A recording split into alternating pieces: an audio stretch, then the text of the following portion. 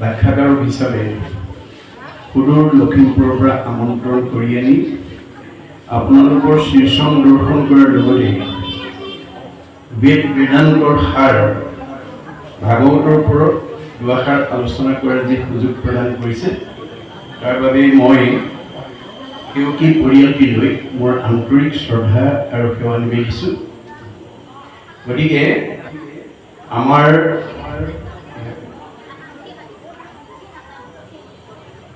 কেউকি পৰিয়ালৰ আমন্ত্ৰণ ৰক্ষা কৰি আপোনালোকৰ শীৰ্ষণ দৰ্শন কৰিবলৈ পাই নিজকে ভাগ্যৱান বুলি ভাবিছোঁ।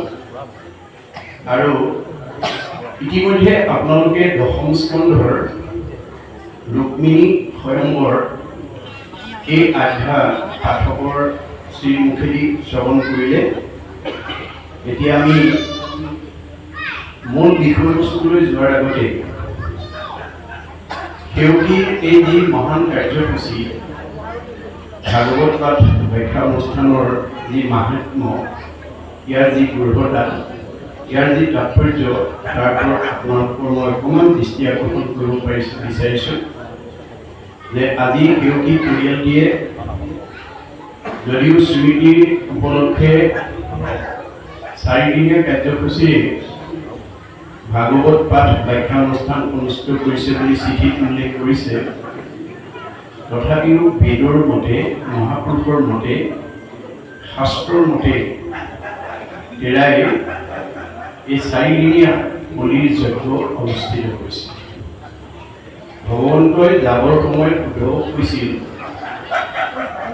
মূত চিত্ত দিয়া যিটো পৰৈ কৰ্ম ধৰ্ম, তাৰ নাম যজ্ঞ সুখী পৰিণত। মত চিত অৰ্পণ কৰি যিবোৰ কৰ্ম কৰা হয় সেইবোৰ যজ্ঞলৈ বিতৰণ হয়। এই 4 দিনীয়া যজ্ঞ লৈ আমন্ত্ৰিত ভগৱন্তৰ স্বৰূপ ভক্তসকলক সেৱা শুশ্ৰূষা আচৰণি কৰাৰ দায়িত্ব সম্পূৰ্ণ কেউকি পৰিয়ালটোৰ। কিন্তু ইমান বহু সংখ্যক ভকত বৈষ্ণৱক কেউকিৰ পৰিয়ালৰ কেইজনমান সদস্যই হয়তো ইমান নিখুঁতভাৱে পৰিচালনা কৰা সম্ভৱ নহয়। তাৰ কাৰণে পৰিয়ালৰ, বংশ পৰিয়ালৰ, মিতিৰ কুটুম্বৰ, গাঁৱৰ, সমাজৰ যিসকলে আহি এই 4 দিনীয়া কাৰ্যসূচীৰ সফল ৰূপায়ণৰ কাৰণে সহযোগিতা আগবঢ়াইছে। কোনোবাই আহি চাহ বনাই ভকতৰ মুখৰ আগলৈ আনিছে, কোনোবাই তামোলৰ পতাত আনিছে, কোনোবাই মাটিনি বহাইছে, কোনোবাই খাৰলি পাচলি কুটি দিছে, কোনোবাই কল কুঁহিয়াৰ কাটি দিছে, ইত্যাদি ইত্যাদি। এই 4 দিনীয়া যজ্ঞটো পূৰ্ণাংগ হ'বৰ কাৰণে যিসকলে অকণমান সেউকীক সহায় আগবঢ়াইছে তেখেতসকলৰ জীৱন ধন্য হৈছে। কিয়নো ভগৱানে কৈছে, পৰু পকাৰ আয় ইদম শৰীৰম, তোমালোকক মই এই শৰীৰটো পৰৰ উপকাৰ কামত ব্যৱহাৰ কৰিব কাৰণে দিছোঁ। পৰ মানে তৃণমূল এটা আত্মা।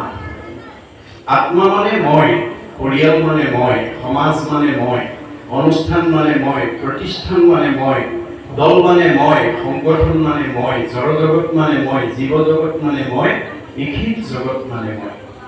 অহমেবাস্য মে অগ্ৰে ন অন্যৎস তছত পৰম প্ৰচ্ছদ অহম যো এইতৈছ যো অৱশিষ্য তেস্মিশ্চয় অহম। আদিত মই, মধ্যত মই, শেষত ময়েই থাকিম। তুমি দেখা জগতখন মিছা, জগত মিথ্যা, ব্ৰহ্ম সত্য, ব্ৰহ্মহে সঁচা। ব্ৰহ্ম কি? জীৱ ব্ৰহ্ম এব কেৱল, জীৱই ব্ৰহ্ম।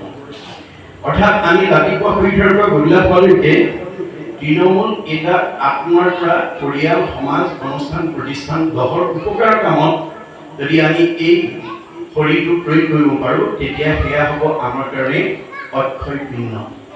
যিমানে কৃষ্ণক দিয়ে সেহিকে অক্ষয়, ইহাকো নিবাকো একো জনে নসাৰে।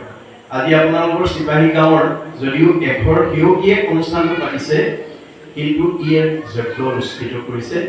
এই যজ্ঞ অনুষ্ঠানটো সৰ্বাংগ সুন্দৰ কৰিবৰ কাৰণে যিসকলে শাৰীৰিক, মানসিক, বৌদ্ধিক, আৰ্থিক অকণমান ত্যাগ স্বীকাৰ কৰি আগবাঢ়ি আহিছে, তেওঁলোকৰ প্ৰতিটো ভোজৰ মূল্য হ'ব পদে পদে অশ্বমেধৰ ফলন প্ৰাপ্তি নিৰ্দিশ্য। অনাগত দিনত এনেধৰণৰ যজ্ঞ অনুষ্ঠানলৈ আপোনালোকক আমন্ত্ৰিত কৰিলে নিৰ্দিষ্ট সময়তকৈ অকণমান আগবাঢ়ি গৈ অনুষ্ঠানটোৰ সৰ্বাংগ সুন্দৰৰ ক্ষেত্ৰত মই কিবা বুদ্ধি পৰামৰ্শ বা কায়িকভাৱে অকণমান সহায় কৰিব পৰাকৈ যদি আহে আমাৰ জীৱনৰ সাৰ্থকতা হ'ব।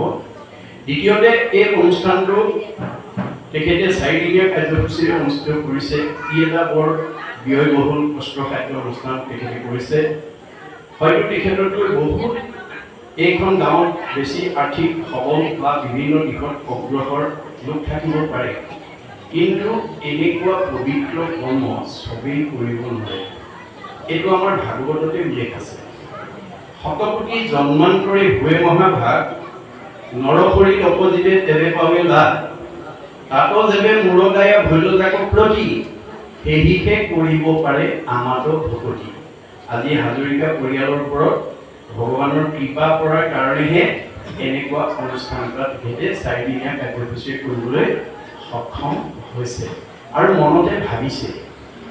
আমাৰ সকলোৰে হৃদয়তে ভগৱানটো আছে। সমস্ত ভোকৰে মই আছো হৃদয়ত। কি কাৰণে আছো? যাদৃশী ভাৱনা দেশ সিদ্ধি ভগৱতী তাদৃশী। যোনে যেনেকৈ ভাবে তেওঁৰ মনৰ ভাৱনা তেনেকৈ পূৰণ কৰিবৰ কাৰণে মই হৃদয়তে আছো। গতিকে ভাবেনো ভগৱতী স্বৰ্গম। আপুনি ভাবিলে সকলো কাম ভগৱানৰ পৰা আদায় কৰিব পাৰিব। ভাবেনো দেৱ দৰ্শনম, ভাবিব পাৰিলে দেৱতাৰ দৰ্শন কৰিব পাৰিব।